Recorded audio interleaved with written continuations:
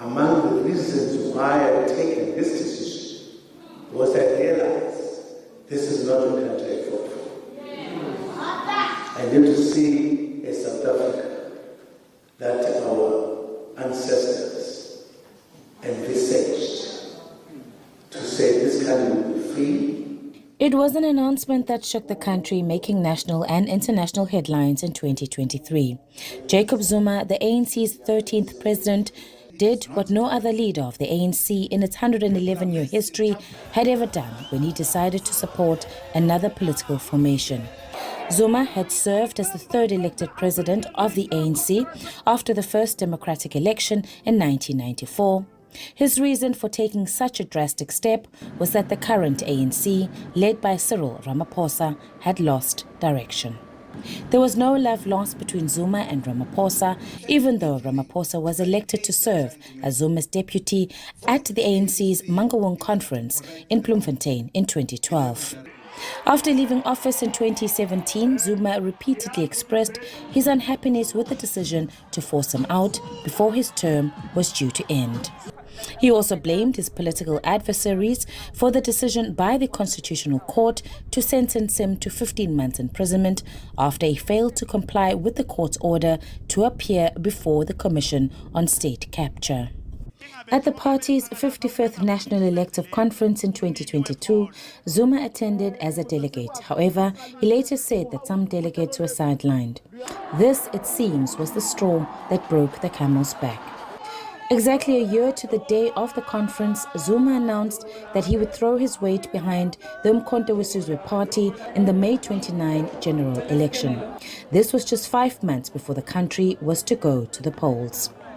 What followed was months of intense mobilization by Zuma to garner support for the MK party. His first mass public gathering under the MK party banner was held in Mpumalanga in January. Then he moved to his home ground. His political rally in KwaXimba, west of Durban, an ANC stronghold, drew thousands of supporters. It was also the ANC's biggest ward in the eThekwini region. Whilst crisscrossing the country for the MK, internally, the new kid on the political bloc was going through teething problems. A fallout with the party founder Jabulani Khumalo followed, which led to Khumalo's expulsion. Khumalo tried on several occasions to challenge his expulsion in the courts and also attempted to have Zuma removed by the IEC as the registered party leader. Then came the elections, and while political analysts predicted that the MK party could cause an upset for the ANC, the election results surprised many. The MK party, together with 57 other parties and independents, reduced the ANC's support to around 40% nationally. The ANC lost the majority it held for over 3 decades. In KwaZulu-Natal, it suffered its worst defeat to date. Its support dropped to 17% after the polls. Leaders of various political parties considered that the MK party had dealt them a blow. The ANC, however, would not take Zuma's betrayal lying down. He was charged with misconduct and for publicly declaring support for a rival political party. After a disciplinary hearing, Zuma, who had joined the ANC in 1959 and had served it for more than 6 decades in different capacities, was expelled.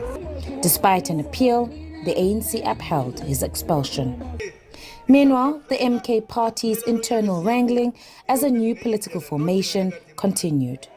The leadership was constantly changed as the party set up its structures.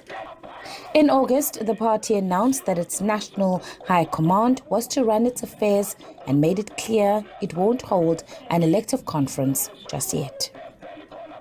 As the date for its first anniversary event in Durban draws closer, party leaders hope the event will restore the confidence of its supporters in the party. I am uMkhonto, SABC News, Durban.